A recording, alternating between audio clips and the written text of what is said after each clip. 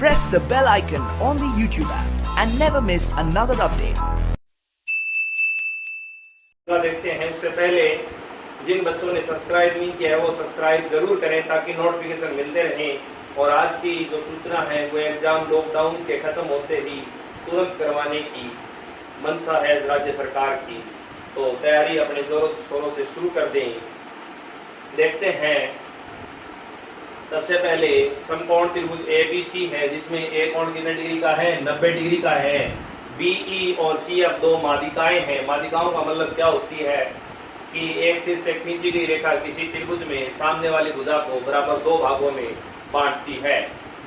अब अपने को सिद्ध करना है तो उसी को टारगेट लेके चलते हैं। तो सबसे पहले लिखते हैं हल, तो यहाँ पे लिखेंगे BE² बराबर BE देखो समकोण त्रिभुज कौन से में आ रहा है, त्रिभुज AB लिख देंगे समकोण त्रिभुज ABE में। अब ABE में देखो समकोण त्रिभुज ABE में देखो BE है वो कर्ण है, तो यहाँ पे AB² प्लस में देखो AB² आधार हो गया और A क्या हो गया, लंब हो गया। ठीक है, इसी तरीके से देखो दूसरा क्या है, CF² है, तो CF² की भी वैल्यू निकाल लीजिए।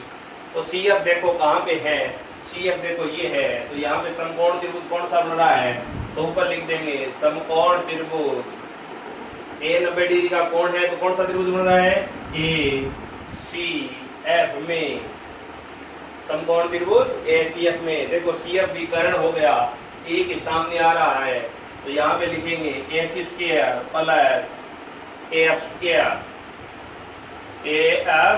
लिखेंगे।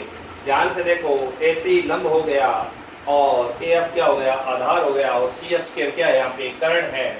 अब देखो दोनों को जोड़ रखा है, तो हम भी क्या कर देते हैं, दोनों को जोड़ देते हैं। इसको समीकरण 1 नाम, इसको समीकरण 2 नाम दिया हमने। समीकरण 1 व 2 को जोड़ने पर, समीकरण 1 व 2 को जोड़ने पर, क्योंकि दोनों को जोड़ रखा है, तो लिख देंगे BE² प्लस CF² बराबर AB²। लेफ्ट साइड में लेफ्ट साइड, राइट साइड में राइट साइड जुड़ती है, इस बात का ध्यान रहे। AB² plus AE² plus AC² plus AF²।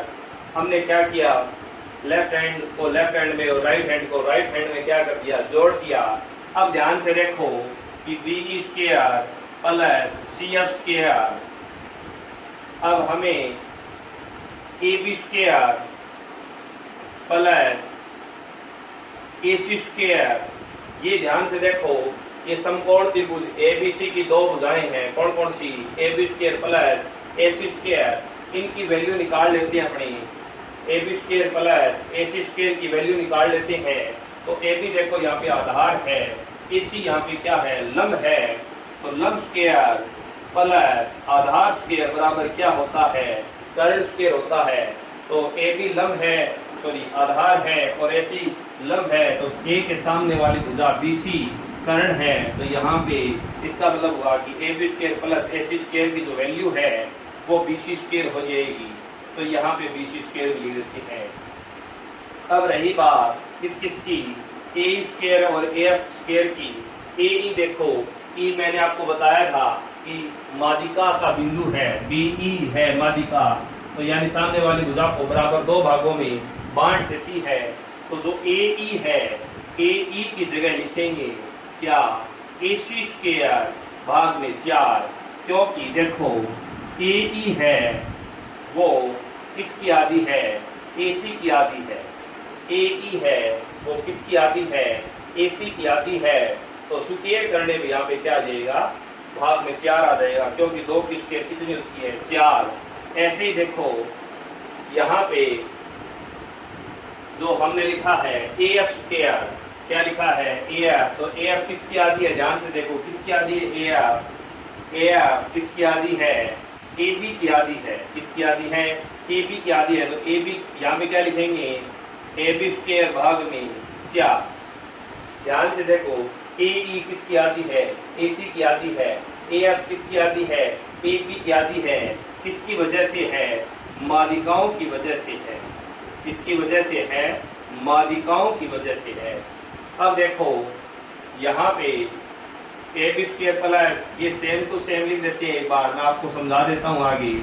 ए सी स्क्वायर बटे में 4, ए बी स्क्वायर बटे में 4, और इधर आ जाएगा बी ई स्क्वायर प्लस में सी एफ स्क्वायर। अब ध्यान से देखो, ये समीकरण बन गई। समीकरण के भाग में कितना है? 4 है। तो हमने एक सवाल किया था, समीकरण को सरल बनाने का यही तरीका है कि जैसे लघुत्तम निकालो। इस समीकरण का लघुत्तम कितना आ रहा है? 4। सभी को 4 से गुणा कर दो तो क्या हो जाएगा? 4 B E square plus 4 C F square, और यहाँ पे 4 बी सी स्क्वायर हो जाएगा। सभी को 4 से गुणा करेंगे।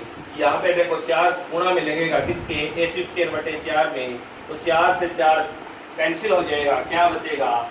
ए सी स्क्वायर। इसी तरीके से ए बी स्क्वायर के बटे में भी 4 लगा है, तो ये भी क्या हो जाएगा? कैंसिल हो जाएगा। और यहाँ पे भी क्या हो जाएगा? ए बी स्क्वायर भी बचेगा। अब गौर करने वाली बात है कि यहाँ पे 4 कॉमन आ रहा है, तो क्या लिख देंगे? B E square plus C F square, कोष्टक में आ जाएगा। 4 कॉमन आ गया। इधर देखो 4 बी सी स्क्वायर है और A C square plus A B square की वैल्यू हम निकाल चुके हैं। क्या निकाल चुके हैं? B C square. तो यहाँ पे लिख देंगे बी सी स्क्वायर। किसकी वैल्यू है? A C square plus A B square की। बताया था लंब स्क्वायर प्लस में आधार स्क्वायर बराबर कर्ण स्क्वायर। तो बी सी स्क्वायर कितने हो गए? 5 बी सी स्क्वायर हो गए, और इधर हो गया 4 B E square plus C F square. और ये हमारा सवाल क्या हो गया? सिद्ध हो गया। तो यहाँ पे लिख देते हैं लास्ट में इति सिद्धम। बहुत इंपॉर्टेंट क्वेश्चन है और नोट्स इसको अच्छे से तैयार करना है, बोर्ड परीक्षा के लिए बहुत ही महत्वपूर्ण है। नेक्स्ट अपने देखते हैं 11.4 एक्सरसाइज का प्रश्न है। आकृति में एक ही आधार पर BC पर दो त्रिभुज ABC और DBC बने हुए हैं। एक ही आधार है BC, तो उस पे बने हुए हैं। O पर काटता है AD, और BC है वो कहाँ पर काटते हैं? O पर काटते हैं। तो क्षेत्रफलों का जो अनुपात है, क्षेत्रफल ABC क्षेत्रफल DBC है वो A अनुपात DO में है। तो त्रिभुजों का क्षेत्रफल ज्ञात करना है, तो क्षेत्रफल प्रमेय से ही अपने इसको हल करना है। तो सबसे पहले क्षेत्रफल करना है, तो क्षेत्रफल के हिसाब से ही चलते हैं। सबसे पहले मैंने लिखा हल एरिया ABC अनुपात एरिया DBC। अब देखो मैंने लिखा त्रिभुज का क्षेत्रफल क्या होता है? 1/2 आधार इंटू ऊंचाई, यानी 1/2 बेस इंटू लेंथ अपनी होती है, हाइट होती है। तो देखो यहाँ पे आधार है, आधार क्या है? BC है, और 1/2 1/2 इसका भी आधार BC है। लेकिन एक गौर करने वाली बात है कि लंब नहीं है, ऊंचाई नहीं है, हाइट नहीं है। तो हमें हाइट के लिए रचना करनी पड़ेगी। रचना करेंगे तो देखो कैसे करेंगे। लंब हमेशा आधार पे डाला जाता है, लंब हमेशा आधार पे डाला जाता है। इस बात की गौर करनी है अपने को। तो आधार यहाँ पे BC है, तो A सिर से लंब डालेंगे जैसे AE, और इसी तरीके से दूसरा त्रिभुज कौन सा है? DBC है, तो लंब B से तो नहीं डाल सकते, C से नहीं डाल सकते, तो यहाँ पे डालेंगे कहां से? D से डालेंगे। यहाँ पे मैंने डाल दिया DF लंब। तो 2 लंब डालने पे आपको पता चल गया कि अपने पास ऊंचाई आ गई। तो यहाँ पे मैं लिखूंगा AE और यहाँ पे लिखूंगा मैं DR। क्यों लिखूंगा? क्योंकि ये हमारी ऊंचाई है। रचना से हमने क्या डाले हैं? लंब डाले हैं। 1/2 और BC से BC कैंसिल हो गया। क्या रह गया? Area ABC area DBC equal क्या रह गया? AE/DR। जबकि अपने को लाना क्या है? A/DO लाना है। AO भाग में DO लाना है।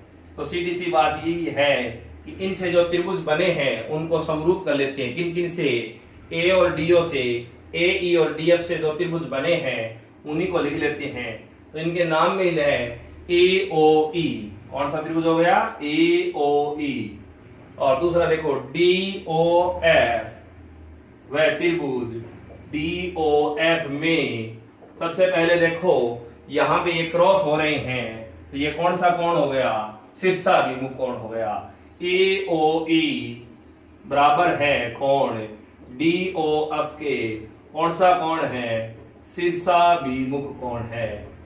इसके बाद में देखते हैं कि लंब डाला था तो कितने डिग्री का कोण बना है, वो भी इसी में आ रहा है ए ई ओ, क्योंकि ई बिंदु पे लंब है, यहाँ पे एफ बिंदु पे लंब है, तो दोनों 90 डिग्री के कोण हो गए। कितने डिग्री से? 90 डिग्री से। दो कोण बराबर होने से दोनों त्रिभुज क्या हो गए? समरूप हो गए। कौन से नियम से? ए नियम से, कोण कोण नियम से। समरूप होने पे दोनों त्रिभुजों की जो संगत भुजाएं हैं, जैसे इसका ए ई है तो इसका डीओ है, सॉरी डीएफ है, इसका ए ओ है तो इसका डीओ है, आपस में क्या हो जाएंगी? समानुपाती हो जाएंगी। क्या हो जाएंगी? ये समानुपाती हो जाएंगी। समरूप त्रिभुजों की संगत भुजा, यानी ये भुजाएं क्या हो गई? आपस में समानुपाती। तो ये हल हो गया अपना area A B C, area D B C equal हो जाएगा एओ अपॉन डीओ। किससे लिख देंगे? संकेत से। ये इंपॉर्टेंट क्वेश्चन है, ये भी इंपॉर्टेंट क्वेश्चन है, ये 2 नंबर का आ सकता है। ये पूरी प्रश्नावली 8 नंबर की है। तो नेक्स्ट कल अपने हो सकता है लिंक में एक ऑनलाइन टेस्ट दिया जाए, कुछ काम होने के बाद में ही एक टेस्ट दिया जाएगा, क्योंकि हमारा जो चैप्टर है 11th चैप्टर है वो कंप्लीट होने की कगार पर है। तो कल आपको एक छोटा सा टेस्ट दिया जाएगा जिसको आपको ऑनलाइन देना है। धन्यवाद।